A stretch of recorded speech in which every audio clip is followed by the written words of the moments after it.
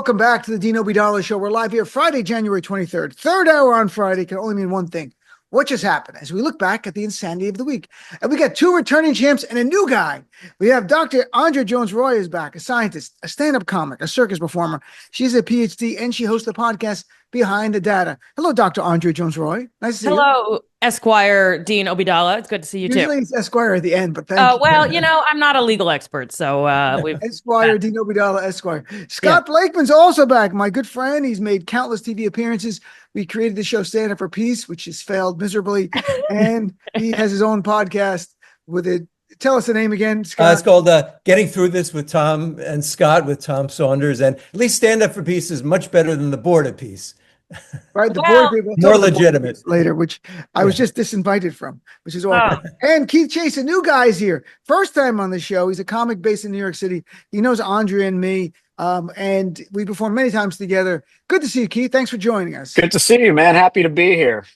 It's going to be a lot of fun. It's a pressure-filled game today. Yeah, I'm happy to talk about all the wacky current events going on. It's the end of the world as we know it. That's all it is. Like that REM song, it just happens to be right now. So let's start with Davos. Doctor, we'll go to you, Doctor, for the block here. Yes. What the F is going on? I mean, the guy wants, for weeks, he goes, anything less than ownership of Greenland is acceptable. Then he goes, we have concepts of a plan. And today he said, in 2 weeks, you're going to have details of it, which is 2 weeks is his mental crutch when nothing is coming. That's right. What happened? What is this? Dean, I'm so tired, Dean. Every time I come on this show, something bad is happening. And leading up to this today, I was just like, I think this is the worst. I think it's ending and I think it's over. I will say, here's the silver lining on this. One, it makes me feel better. This is the only thing I have in common with Donald Trump, and I don't even like saying this, is that I also say I'll have it in 2 weeks, meaning I'll never have it. So right. Maybe he's neurodivergent and there's some ADHD in there that we, not that I think we should give this man Adderall. I think that would officially end the world tomorrow if that happened. But the second thing is there's at least, he's disrupting the world order. He's tearing apart any hope of global peace and stability that we've been supposedly trying to build since World War II. But the rest of the world is personally experiencing the gaslighting that we've all been dealing with for 10 years. It's not to say that he hasn't been thrashing around and killing people and doing all kinds of things, but now his concepts of plans are not just Americans' problems. Everyone now has the problem of concepts of plans. And it's just like, our party was chaotic and now the whole world's at the party. And it's bad. And I feel like I can look to them and say, see what we've been dealing with? This is why we're so tired. Exactly. Sorry, I was distracted by your book on ADHD right behind you. There we go. Yeah. So that's how I'm going to solve all the world's problems and become president. I'm just one ADHD solution away from taking over.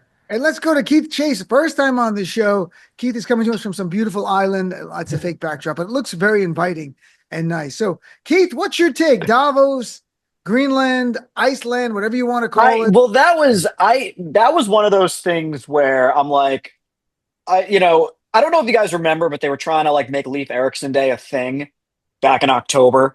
Really?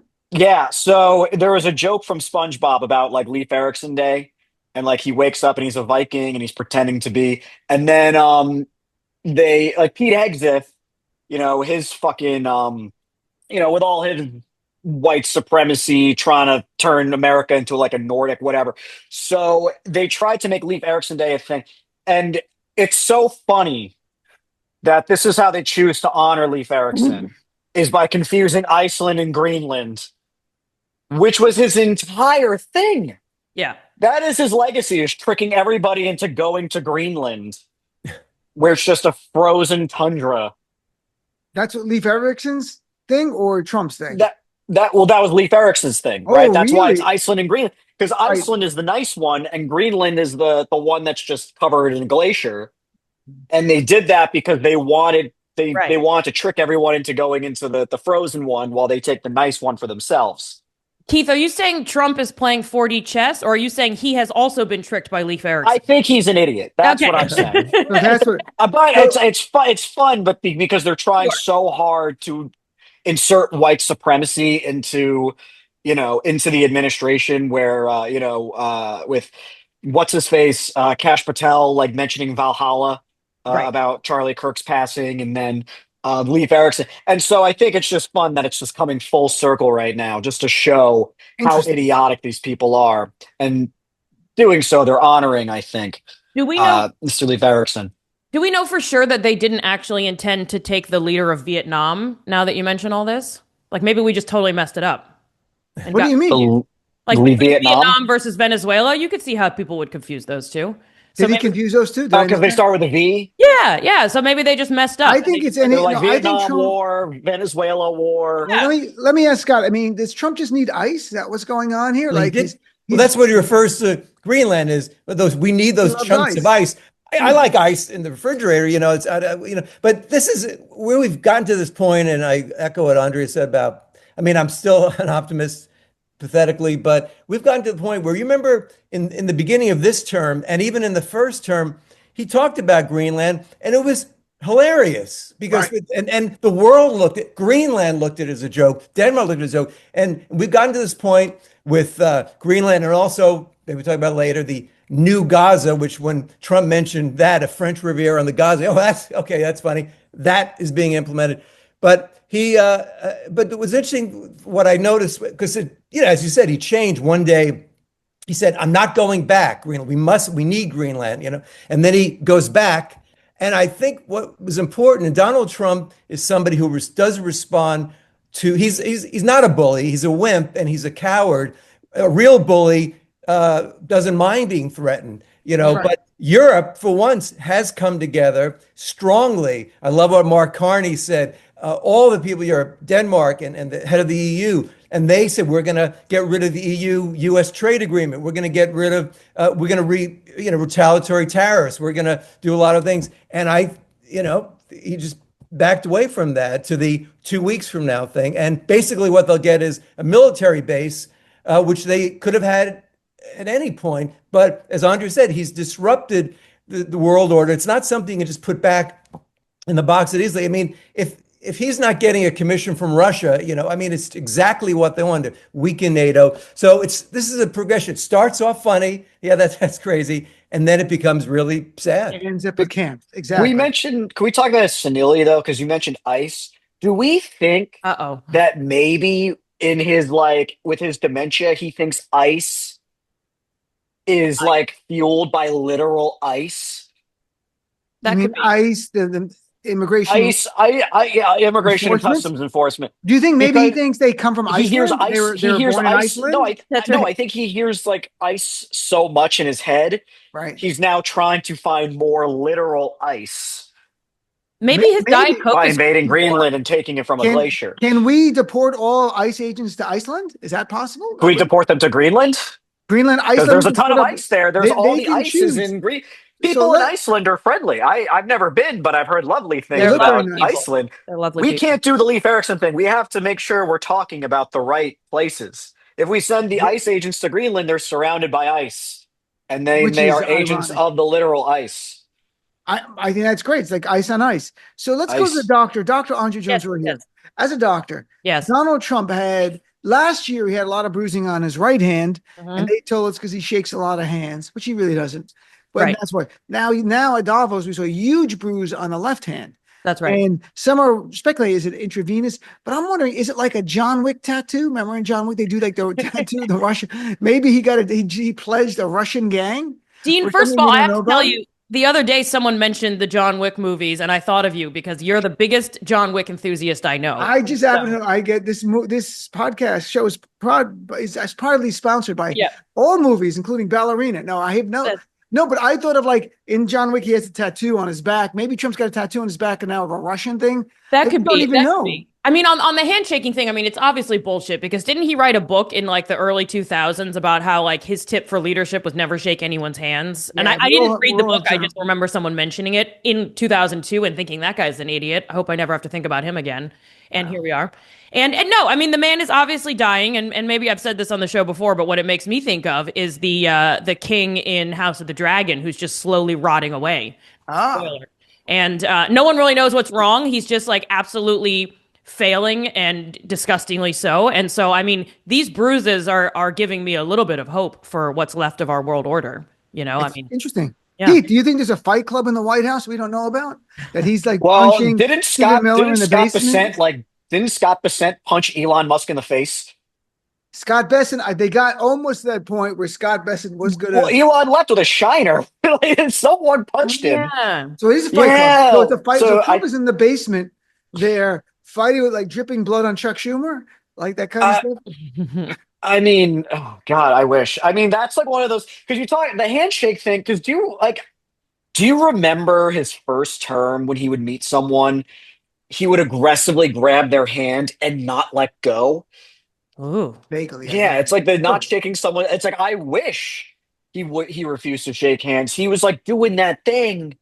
Oh, maybe someone made him do it for like as a politician, you have to do it, bro, and he just has no skills. Well, he did it. I remember during COVID. Inept, he can't shake it. Yeah. Remember, he had that press conference about COVID, and one of the things was don't shake hands, and he shook hands of all the people who were on the panel with him. I did say too that some COVID for you, and some COVID for you. I mean, Dean knows about me too. I always wish everyone well health wise, and I hope he's not dying, but I hope he just gets out of office at some point soon. But what I will say though, he's always been crazy to extent, and I'm sure there is dementia now. And why isn't and Dean, I know you've talked about this. It's been so normalized where I mean, what he said about the Nobel Peace Prize, he said to the country of Norway, which does not control the Peace Prize, and by the way, it's from achievements from the year before, not that he would ever deserve it anyway. But he said, well, now that I didn't get the Nobel Peace Prize, I don't really care much about peace anymore. So I'm going to,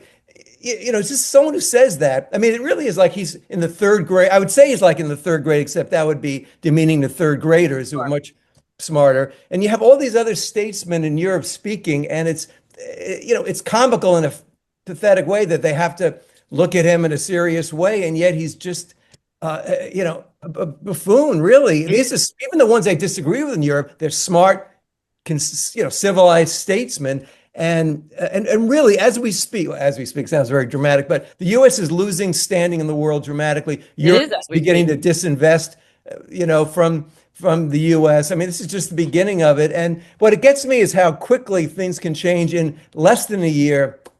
You lose a democracy and CBS all in 1 year. By the way, Andrea, I haven't watched House of Dragon. I'm hoping that the person who you analogized to Trump gets eaten by a dragon. And is that what we should be hoping for with Donald Trump? Because Scott doesn't want to wish him ill health-wise, but if a dragon is involved, it's what are we going to do? Yeah, I mean, I'm not going to ruin the show for everyone, but there are a variety of ways out of this situation. And Scott, you're also a better person than I am. I watch these bruises like some people watch sports. But I also will say, Scott, I mean, you're better. What's that? The more bruises, the better. The more bruises, the better. Yeah. That's like I'm rooting for Team Bruise at the moment. And sure, you know what? He doesn't have to get so sick that he dies. He could just get so bruised that he just has to step out of office. I mean, not that whoever is behind him he just looks like a beat up banana. Yeah. Have you seen that picture of him at Davos from the other day where he just looks like he's shitting his pants in real time? And like someone caught that. Maybe. Is there a way for me? I tried to send it in the chat. I don't know if we can. I can't see that. No, but if you send it, it's fine. I like the red carpet. He couldn't walk. No one greeted him on the red carpet. Right. That was nice. And he walked like on a serpentine. Yeah, like in the In-Laws movie, like he's going back and forth like that. Is that literally a sign of dementia or something? Oh yeah, it's a physical. There's a connection between the cognitive decline and the physical decline. Yeah, but do you remember when he was dancing on stage during his campaign for like 45 minutes to no music? Yeah, like this was like a week before the election, and people are like, "This is our guy." Isn't that great? Like, but then the way they react, that's our guy. The way Carolyn Levitt reacts. I mean, first of all, what they're saying about the bruise. He said he clipped his hand on a desk. You would have to take your hand and just slam it. Right. But then they say, well, the aspirin causes bruising. Well, maybe you shouldn't take 3 times the recommended dose every day. You don't get bruised that quick. What is with this whole administration? It's like because the way they treat us as the citizens is like a domestic abuser. That's right. Where it's like they'll do something to us and then say it's our fault. But that's also like the excuse that people that victims will use, like, oh, I fell into a doorknob. Right. Like Trump just fell into a doorknob. It's like, no, we know he's getting blood thinners. Are you suggesting elder abuse? Are you suggesting they were abusing him? I think it is elder abuse. Trotting him out there. trotting him out there and letting him speak on his own volition. Like, dude, like that press conference he did, what was it, Monday? The Like day before Tuesday. yeah, the day before he left, like that 1.5 hour word salad. Like it was like his 1 year in office. You know, That's right. they have something for that. It's called the State of the Union. I don't know why he's doing it from the press room. And he's just it's like we did this, like it's like immigration is down and we're freer than ever. And even though Minneapolis is being terrorized, it's their fault. Like it's just this whole thing, like it I don't know. It's just so wacky to me, just watching it all happen in real time. And where's Jake Tapper? Where's Jake Tapper? And he's at CNN. I thought Jake Tapper was the senile president guy. He'll Where write is a he? book about Trump after he leaves office. And I'm joined by Andrea Jones-Rooy, Keith Chase, and Scott Blakeman. Yeah, when you watch his press conferences now, it's less about fact check and more like, should we be calling somebody? Like, is there an 800 number? It's like an 800 Grandpa number for this? But It's this like is that not scene in The Sopranos where Junior starts wandering around Newark. right. I And remember he's that. all confused. He I mean, thinks at it's what like the point is 60s. Trump's medic alert bracelet going to go off? Exactly. Like, He needs what does that sound? It's got I a fell medical down alert. button of some He is, kind. and that's My his grandma why. had that. Yeah. Well, those are good things to have. Yeah. We shouldn't have it in a president because we've got the Pinot, the president name only. We don't know. He's running some parts of the day. He's lucid. Other parts he's not. And when he's at a press conference after 3 or 4 in the afternoon, he's a mess. Which is exactly what everybody was saying about Biden, as you brought up. Well, Stephen Miller, that miserable SOB, he's the one really He is pulling a bad. lot of the strings. So let's go. Scott, you mentioned earlier Canada. Mark Carney, the prime minister, really gave a defiant speech there and talked about things essentially that telling us the old world is over. It was a fiction anyway, and now that fiction has been pierced, and now it's all over. It's been a rupture, and the great powers are no longer concerned with anyone else or even pretending to care. And he meant the United States of America, and this bargain no longer works. So what happens? Do you think he tries to go after Canada? He talked about Canada in the past. The world didn't stand up to him on Greenland. He would have went for Canada. Well, he said that early on. Yeah, make Canada 51st state. They'll love it. I mean, Carney, and Carney, by the way, is not a flaming liberal. He's sort of a moderate, even a conservative by Canadian standards, but it was one of the most articulate, thoughtful speeches I've ever heard. And then you can contrast it to Trump's rambling. I mean, it's not even the same language. And I mean, things are changing. I mean, Greenland, again, started as a joke, but this already has weakened, NATO. And he lied. One of the many lies Trump said in Davos, he said, we've done so much for them. They've done nothing for us. Yeah, the only time Article 5 was invoked was after 9/11. We were the ones who asked NATO to help us, and they did, in Afghanistan. So it's not even a question of fact check anymore. Fact check is, maybe this should be in reverse, where it's a truth check, where was anything true? Yeah. And they bring someone, it's a shorter segment, that one thing was to his name. Okay, everything's a lot, right? I didn't realize we were fact checking. It's all at this point. That's the debate. Yeah. Assume everything is alive for him. And then Trump got so upset with Mark Carney that today he announced, Andrea, that he's revoking Canada's invitation to join his board of peace. So you can't play in Trump's reindeer games. Like this bullshit board that he's forming of despots. It's like the opposite of the Hall of Justice. It's like the Hall of Injustice. It's the Legion of Doom. It's a Legion of Doom, exactly. All of them. So, I mean, so should Canada be upset? I think Canada will get over it. I mean, I don't understand. I'm surprised if any country wants to join this board. I mean, I don't know what the list is of who actually wants to join it, but it seems like the club that you would only join if you're in the mood to be a laughingstock for everybody else. But I'm so tired of Trump's game of like, this is the greatest board ever made, and this is the most wonderful thing ever done, and I am the smartest person ever. And it just doesn't he get bored by saying that all the time? Like, it must be just, even if it were true, who wants to say stuff like that all the time? I'm just very... it's outrageous. By the way, quick break. This is the greatest radio show in the history of the world. Well, obviously. Yes. I'm the best host and I've gotten smarter during You're this. gonna start slapping Dean all over buildings in the city? I'll do it. I'll do it. Yeah. During this show, I actually got smarter than all of you. I'm growing and smart. Dean, how many Nobel Peace Prizes do you have? It's like 3 or 4 now, right? I have to get a new apartment to put all my. I donated mine actually. To Dean. Right. I'm taking them all. And by the way, if anyone has a used trophy at home, let's send them all to Donald Trump's White House, and maybe we can get them to do something. There we go. Exchange, like, here's all of our trophy. I have a 3rd grade Little League trophy. I was pretty good. It's I mean, not going to brag. it's going to look like the University of Alabama locker room, and they're just going to have a big trophy case and give it to Donald and say, "Look, enjoy all of it." So let's talk about something that's very deeply concerning. One of the most concerning things I've seen in this year, and that's ICE. And the idea, I hate using terms like Gestapo in a way. I don't want to in any way demean the horrors of the Nazis, but when you're doing Gestapo tactics, you deserve the label of Gestapo tactics. You're not the Gestapo, but you're using Gestapo tactics. We saw this week in ICE. So I'm going to do a segment on my show now about it. They broke down the door of a man in his 50s, Asian American man, U.S. citizen, didn't care what the daughter-in-law said, dragged him out in front of the cameras, drove him around for an hour, then let him go, and not even an apology. They abducted a 5-year-old child yesterday, and then used him as bait to try to get others out of the house because they didn't have a warrant to go in to grab more people. A young Minnesota woman who's a U.S. citizen, who's Somali, just had a press conference yesterday. She was attacked by ICE, kidnapped, held for 2 days, even though she's a U.S. citizen. She had a concussion, was injured by them, and they called her the N-word numerous times. That's ICE in a week, folks. And 7 Democrats just voted to fully fund ICE after all that bullshit. So let's go to Scott. Let's go to you here. I mean, when you see what ICE is going, what they're doing here, I mean, what does it conjure up for you? I mean, what are your views on all this?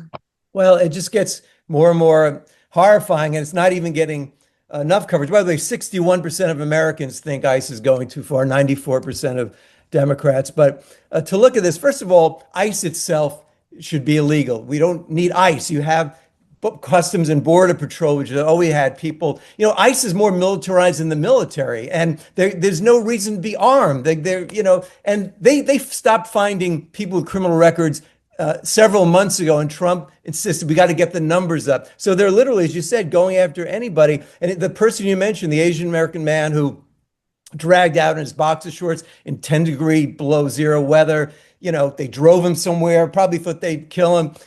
Throws him back in. His stepmother from Laos, and she worked for the CIA and the U.S. government, had to flee Laos because she was going to get killed there. She virtually almost gave her life to the American government, and this is what they do to her family. I mean, and it's just the acquiescence of people. I mean, we're sane people. We realize how horrible it is, but the J.D. Vances, the Trumps, all these people who just continue to say how great it is, continue to distort the facts, continue to AI and digitally manipulate photos. And I mean, I just go back to Renee Good. I mean, it's just, there's no other side to that. I don't care what videos you look at, anything. There's no other side. There's no policing situation where someone should be armed in that situation. I mean, what happened is just impossible to comprehend. And so ICE needs to be banned. Defund ICE completely. There should be no ICE. I mean, that's it. And I applauded some of the Democrats who at least withheld funding. They didn't vote for the spending bill. 95% voted against the funding. So I applaud them. I'm disappointed by the 7 because one of them I know quite well, to be honest. Yeah, I know him.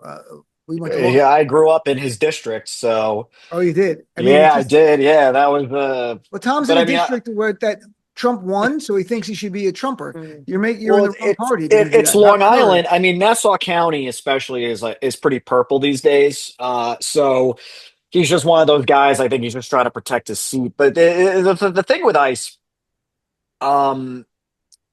so like we all agree just how cruel and unusual it is. But do you think there's like a correlation between or a causal relationship between the January Sixers who were pardoned and the people now who work for immigration and customs enforcement? He's basically he let these people go and then hired them back as government workers to do his bidding. Like I keep seeing them referred to, or the J6ers at least, as the gravy seals, which is what these people are. They can't meet the minimum fitness requirements. Their training, have you heard about their training? It's 47 days because Trump is the 47th president. It's not been completely confirmed. I've seen a lot of fact checking, but it's been removed it's been lesser than it ever was before. Right. It's like it used to be like 6 months. It's they're undertrained, undereducated, overweight, overfunded, angry. And, this is what's I think is scary is, we look at January 6th. Those were a bunch of people who, yes, as Jack Smith said these were being coerced and possibly paid off by the administration. But now they are an official federal or they're an official arm of the federal government. And apparently, like the leader of the Proud Boys, I can't remember his name, but he's Enrico like, Tarrio. yeah, Enrico Tarrio. he's an ICE agent now. No, he's not an ICE agent yet. If he was, believe me, we would talk about it. He might be pro. Well, when they doxed all those people, I think his name was on that list. I've not seen that anywhere. That would make headlines all over the country if that were to happen. Would it? I look at what the media chooses to and not to report. So I would report it. It would be if that was. Look, it might be somewhere you saw that, but I'm gonna go take a look afterwards because if that was true, I'd be writing articles. We'd be talking about it. MS would be talking about it all the time. It would never stop. That would be a big story. So, Andre, I mean, how frightening is this? I just saw a video right before you guys came on from MS Now last night. Antonia Hilton went and they were actually in Texas. And this is not just Minnesota. That's the big point for people. It's Massachusetts to Maryland to California, Texas, where the family's in a car and the ICE agents are hitting the car 3 or 4 times because the guy won't stop.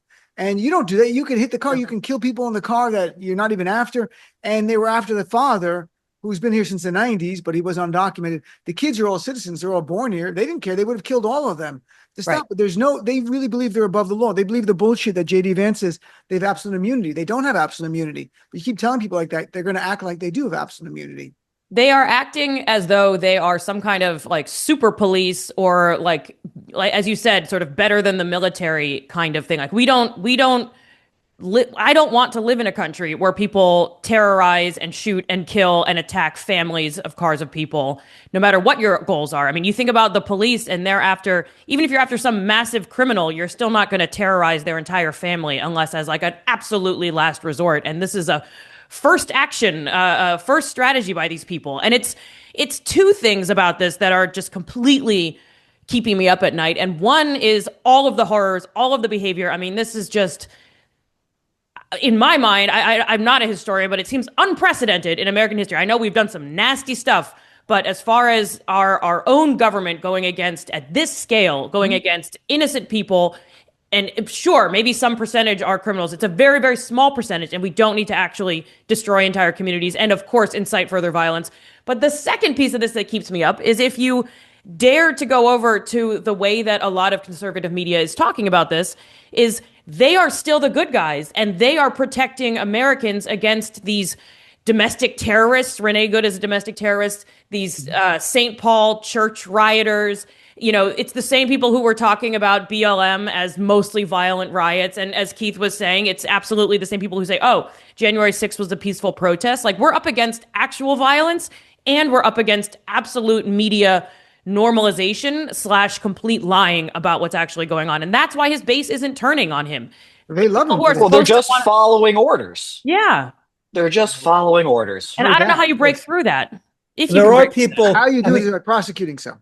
Well, absolutely. They should be sued. There's also the 5-year-old boy who was detained and sent to Texas with his. Yeah, I saw that picture. I mean, just horrific. And we're walking home from school. I mean, and you're ruining people's lives. I mean, this the trauma that people going with guns. I mean, the trauma. They dropped them off. And so they need to be sued. They need to be prosecuted. All these people. But this is it's not just that. It's also Marco Rubio. It's all of it. What they've done. I had the pleasure to meet Mahmoud Khalil. I know Dean had him on the show. This is someone who is a brilliant, compassionate, kind, wonderful person who was a mediator at Columbia between the various student groups. And he was detained in Louisiana for 3 months, away when his wife gave birth.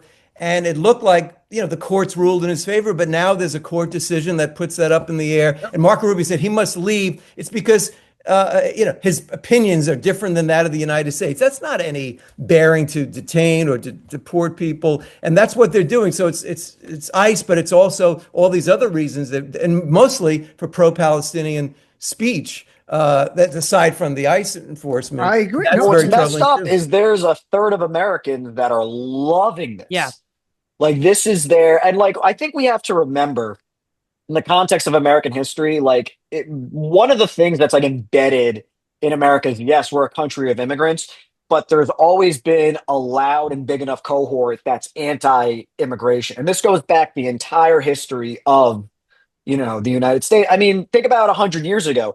They used anti-immigrant propaganda to promote prohibition. Hmm.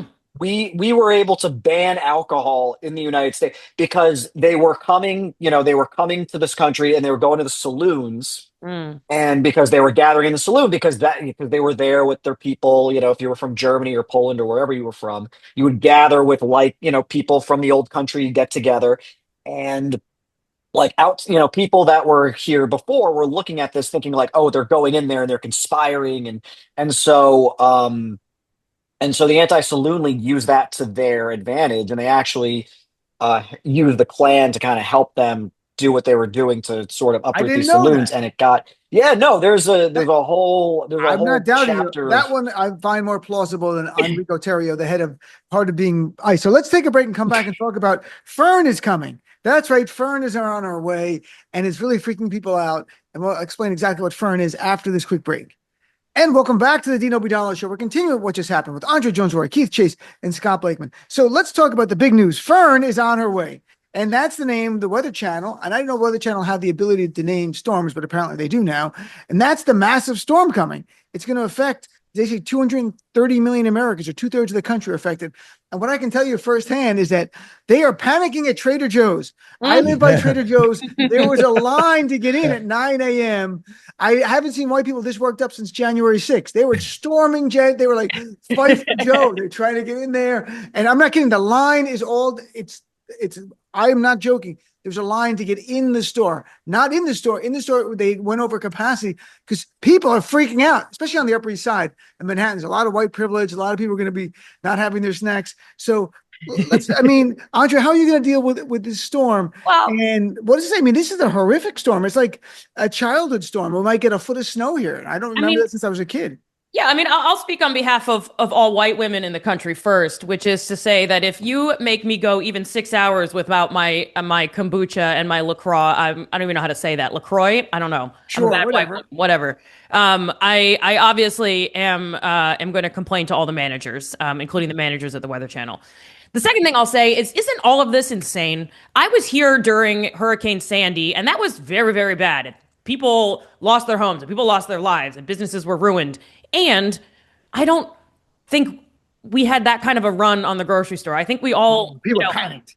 We were panic on the Upper East Side. Well, see, I was in Brooklyn. We don't give a shit. We were very chill. We filled up the bathtub with water, and we didn't even know why. And we didn't, but because someone told us we're supposed to do that. All right, here's where I'm coming from. So my mother-in-law texted to say, she's in Ohio, and she texted to say, make sure you go to the grocery store, make sure you get all your provisions because the storm is coming, et cetera, et cetera. I could see how in Ohio you would need to do that because things really do shut down.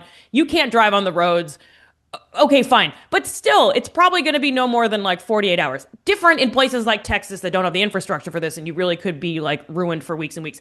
But here, you mean to tell me that, first of all, I can't go one day without going to the store, and second of all, that I can't even go a few days without going? And also, aren't there delis everywhere? And the Yemeni delis in New York are going to stay open. I'm going to be talking to my Habibis over there. I'm like, buddy, you're going to be here tomorrow. My friend, of course, we'd be here. Yeah, they live there. Of course, they're going to stay. You can't get the Yemenis out of the deli. They're going to be there. No, I just think the Egyptian deli right over here. Every single year, so Andrea, I know you say you grew up in Ohio. Scott, I'm not sure where you're from. I grew up in Maryland. Brooklyn. Yeah. Okay, so yeah, we're all Same from the Northeast. Yeah. Every year there's a snowpocalypse. Yeah. Every single year, because I feel like sometimes the news cycle dies down a little bit, and then the weather is like, guys, like we better prepare. It's the storm of the century, and like nothing. I mean, look, I get in places, it's a big storm, it expands across the country, so I get, I get in like the South where they get a dusting and then no one knows how to drive anymore. Right. I heard Ted Cruz is on a plane, so somewhere warm. So that's where I'm like, this might actually get bad. That's right. Well, also, we're at a different point. I'm a slightly or much older than all of you combined, but I remember when I was very young, though. I mean, and I read about it to refresh my memory. In 1969, John Lindsay, who was one of my favorite mayors, but that was a real blizzard. and actually 46 people died. It was streets were impassable for weeks. So we're much better along, and Mayor Mamdani is doing a great job preparing here too. So the technology and the way to deal with snow, especially in the city, is advanced. But I agree with Andrea. I was at Trader Joe's yesterday also the longest line I've ever seen. But the truth is, if you live 5 blocks from Trader Joe's when it's not snowing, it'll still be 5 blocks when it's snowing. I mean, that's the thing. Like, so again, it is very different. Well, hold on. Yeah. So there's a long line. This is how you're going to know. So there's a long line outside Trader Joe's. I feel like that's pretty par for the course. What about the liquor stores? Oh, there we go. What's going on? If there's a line outside the liquor store, then I'm worried. Yeah, I can tell you, this Trader Joe's. I'm not sure if the snow will break records, but I assure you, the number of people saying I want to see the manager will break a record. That's right. At Trader Joe's, a lot of Upper East Side are really upset. Like I can't get my Trader Ming's frozen dumplings. Right, and the other things is like you're going to hear a lot of this is the worst thing I've ever seen in my life. Like the line, like, oh my God, it's 12 people. I can't take it anymore. Well, and these are all the same people who I'm sure have apartments big enough to store shelves and shelves of food. It's like none of these people are going to go hungry, even if can we comment for a second on the storm named Fern? Yeah, Fern doesn't scare you. Fern, it's like cute. I got a fern. Now Fern's coming to kill you. That's like the marshmallow puff guy in Ghostbusters. Like I thought of the thing that was the nicest thing, and now it's going to kill you. There is some cognitive dissonance there. Yeah. I actually have a personal connection to Fern, if I may. I haven't researched this completely. This may be the first storm where I dated someone with that name. I mean, I haven't checked all of them. Maybe I'm missing some, but I dated a Fern. Fern is either a Jewish woman in Long Island, right? And she was very nice, not threatening. It didn't snow when I was around her. So Fern sounds like a hippie name of like someone who, it's not like an old Jewish woman. She smells like it was her. If it was like a hurricane like Sylvia, then I'd be like, all right, that's that's. Well, like if we're talking like it just sounds like some hippie girl. Like her name was like Jennifer, but then she, just call me Fern. She went to college and then decided to change her whole personality. Yeah, that's what Hurricane Fern is. I used to do a joke about how, which I could still do it, that things are challenging for Muslims, but it'd be worse if they give hurricanes Muslim names, like Hurricane Mahmoud is coming. Yeah, that would be really bad. Hurricane Zoran Mondani. Look, Zoran's gonna be great. He's on so far with the snow because Muslims work great with the snow. People don't get that. We really know. You know genetic design. No, famously comes from a genetic place. That's Alpine. You say that, and this is how I don't know what more proof conservatives need that the Jews don't control the weather. Because we're not snow people. Right. So we're not snow people. We're desert people. We like it warm. Right. Okay. That's why I chose this background so I can pretend like I'm somewhere warm. That's why part of our life cycle is move to Boca. Yeah. Right. It's like you get married, have kids, Boca, die. That's the Jewish life cycle. Those are the Jewish lifestyle, but given this by Keith Born, bris, bar mitzvah, marriage, kids, Boca. Scott, do you have any counterpoint? I would say I'll perform in Boca, but I wouldn't live there or anywhere in Florida right now. Although I'm going there next week to visit my sister. So there you go. It's part of the transformation. Like you go from a little kind of worm to then it's butterfly and then it's Boca. That's how it works. So let's talk about the Trump's FCC because we all allegedly are comedians at times.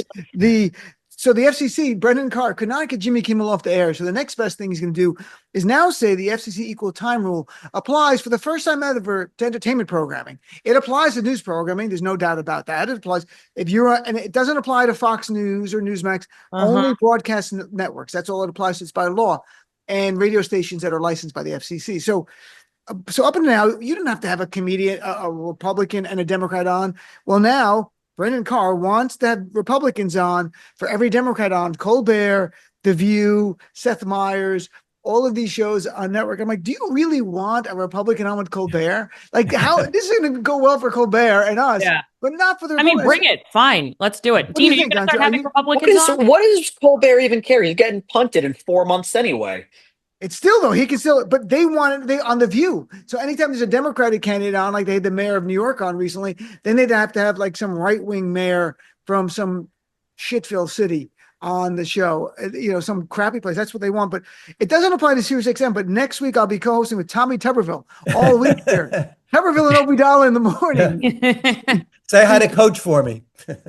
Dummy. He's the dumbest guy. I hope my friend Doug Jones is running against him for governor, because Tommy Tuberville is leaving the Senate, thankfully, running for governor of Alabama. But Doug Jones is a good guy, and he's running. So, I mean, Scott, what do you make of this? Is this just part of the crackdown, though, by trying to control content where they're like, we're not going to let you even have the comedy content you want. We're going to have an impact on what you show. Well, definitely. I'm sure Trump said to Brendan, they always have these liberals on the Denver. Like, let's, first of all, everyone's not running for that office. Remember famously when Trump hosted Saturday Night Live? I mean, it would have been nice to have had Hillary host also at that point instead of someone playing her. But don't forget Kate McKinnon with the she playing Hallelujah very well. But no, this is a crackdown. And look, the Jimmy Kimmel thing was scary, and they only, thankfully that turned around. But it's going to continue. They're doing it with museums and any kind of art form. They want to do it. But as Andres, I'd love to see Republicans on, because nobody wants to be on it. That would be great to see some, and I'm sure they would have them on, but they're afraid to go on these shows. I mean, it would also mean that say, like, it's like these people have never seen, like, they've never watched Colbert or Kimmel or Stewart or any of these guys that, like, when they interview these people, like, they don't realize, like, how much more skilled they are. Very skilled at interviewing, and, like, they'll just dress these people down. So I think, Scott, to your point, it's like, do they want to go on? Because they'll just get embarrassed. Right. But it is part of the goal here by saying you have to have Republicans on, that if you can't get any Republicans who will want to come on, then you can't have Democrats either.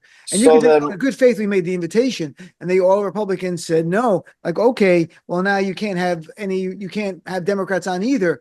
And what they're going to do is they don't go after the main company, ABC, they go after the affiliates, and the affiliates are worried. I mean, the federal government is very powerful. They can. Well, then we need to bring the fairness doctrine back. If you're going to go that far, right, where you have to have Republicans on these talk shows, then you have to go back to the fairness doctrine from before Reagan, where the news had to actually broadcast the news objectively and present both sides, right? So that means for Fox News and state TV, CBS now, you can't just have, like, okay, we're just going to present. What was it? Who was the Tony DeCoppel? Like, we salute you, President Trump. Like, you can't, you then have to present left-wing arguments too if you're going to try and do all this right-wing BS. Because if you're going to go after Kimmel and you're going to go after Colbert, you got to go after Fox News too. They got to have Democrats now. Yeah, they got to report the news. Democrats on Gutman and all the rest. I'm with you, Keith. I think that there's a tricky world where we start kind of dictating what content people can show, but I do think that if you're going to go that way, then go all the way, and then you have to put. But I think that if they are going to dictate content, you should start with the actual news. Right. It's not about entertainment. You should go after the news and bring back the fairness doctrine. Or at least do the equal time rule to cable. And from a legal point of view, there's a reason why it's hard to do that. But in any event, you could do it. Mm-hmm. I think you can make the argument, let them sue later. And so let's talk about the Oscars for a second here. In the last couple minutes, I like movies a lot. Sinners broke a record. It was a great movie, record-breaking, 16 nominations, the most ever, beat La La Land and even Titanic. And F1, which I actually liked a lot. I saw that was a Formula One movie with Brad Pitt. None of the people got nominated. The cars got nominated, but the people didn't. Like, no, Brad Pitt didn't get, but a lot of other things around it. Their best car award now? Like their fastest. No, but seriously, the cars did. And Wicked got 10 Oscar nominations the first time. This one's 0. So how much does this matter anymore? Do you think it's just for the careers of the people who get nominated? Say, Andrea, let's start with you. You're a social scientist. What's going on here? I sure am a social scientist. And Dean, I'll tell you what that means. That means I look at spreadsheets and I don't know what's going on in popular culture. I hadn't heard of so many of these movies. When I saw that Sinner, I read the snubs and the whatever. And I also would like to know, and this is an open question for the room, can you get snubbed for anything other than an award nomination? I never hear about snubs except in this. I was snubbed. Were you Nobel Peace Prize? Again, it's awards. I want to be snubbed for, like, like I couldn't buy a shoe or something like that. But I'd never heard of Sinners. I had heard of F1 because it's advertised when I try to watch my shows. Wicked for Good not getting any nominations, I feel darkly thrilled about. I haven't seen either one, but my understanding is that the second one was kind of a money grab and it could have just been one good film. Yep. Let that be a lesson. It probably won't be. We're over lessons in this society, but it could be a lesson for somebody. But no, I mostly just feel out of touch, and I kind of wonder about, our movies, there's always talk about like movie ticket sales and people aren't going to theaters. Like, is this more evidence that movies are on the decline, or is this more evidence that I am even less cool than I was at this time last year? It's the latter. It's the latter. All right. So, Scott, what about you? Do the Oscars mean anything? And do you still go to the movies? You watch? I love going. I've been going to more. Actually, I've been paying for movies this year. Usually I go through SAG screenings, but I have to say, I know you wrote about this, Dean. And by the way, I hope Ryan Coogler, if he wins Best Director for Sinners, amazingly, it would be the first Black person win an Oscar for Best Director. So that would be long overdue. But Paul Thomas Anderson is great. And actually, for first time in a while, there's some blockbuster films that are nominated. But I just want to quickly call attention to a film, The Voice of In Rajab. In Rajab, which is, I know you wrote about, Dean, which is nominated for Best International Film. It's a Tunisian film, but about this horrific story, true story of a 6-year-old girl in Gaza trapped under fire and what happened there. But I've seen some other wonderful documentaries this year about the Israel-Palestine experience, and Holding Liat, an Israeli film that's very compelling about what Palestinians go through too. And The Sea, which hopefully will be coming out next year. And again, an Israeli film that describes what Palestinian life is so beautifully. So that's one argument against artistic cultural boycotts, because all the horrific things that Netanyahu's government's doing with genocide and ethnic cleansing, the film industry at least is coming up with some good things. So I want to see All That's Left of You, also a film that's very good. I like that movie a lot. Yeah, so there's some great films that don't get nominated, but I think it portends well for the film. I was hoping Shireen would have got nominated for that movie, but I'm glad I interviewed the director just on Monday of The Voice of Hind Rajab, and we just played it last night in the show. So, Keith, what about you? The Oscar nominations mean anything to you? Have any impact on what you might see? Well, as a member of the tribe, the chosen people, the Oscars used to mean something because every Christmas, as is our traditions, before the Chinese, we would go see a movie. And it used to be that all the Oscar grabs came out on Christmas. Yeah. So all the serious movies would come out, and then you just had your pick of the litter. Now it's like they're airing stuff because like summer blockbusters aren't really a thing anymore, so they're airing them kind of whenever. I don't know. I don't really watch movies anymore, really. Like because the last time so Sinners was the first movie I actually saw in theaters. Before that, it was Ferrari, and that was terrible. So I saw Sinners, and it was a great original movie. I enjoyed, as a Jets fan, watching Josh Allen's wife bang somebody else. But yeah, I don't know. I was never an awards show guy. I always find them just long and boring and, very corporate. And so to me, it's like, it's nice to see a movie. It's like, all right, it was nominated for this. I guess it must be like good. I think it makes me want to watch certain movies. All right, before we run out of time, we give everyone a chance to plug where they can follow you on social media and what you're up to. My friend the Good Doctor, where can people follow? The Good Doctor, who can't help you with any of your actual medical issues. You can find me at Jones-Rooy, JONESROOY, and BehindTheDataShow.com. I also have a new podcast out called Political Reality. It's a critical thinking, skepticism, political science at PoliticalRealityPodcast.com. Keith, my friend, what about you? So my social media handles are all Chase the Short Guy, CHASE the Short Guy. And then you can just see me around town if you're in New York City. Chances are I'm on something. So, yeah. All right, check it out. And Scott, what about you, buddy? ScottBlakeman.com, ScottBlakeman5 on Instagram, and the podcast with Tom Saunders is Getting Through This with Tom and Scott, which is not political at all, because once in a while we need a break from all this. So it's just about no, we don't. What else is there to talk about, Scott? I know, that's it. It's a very short podcast. It's 30 seconds. Well, I want to thank all three of you for being on. Thanks very much for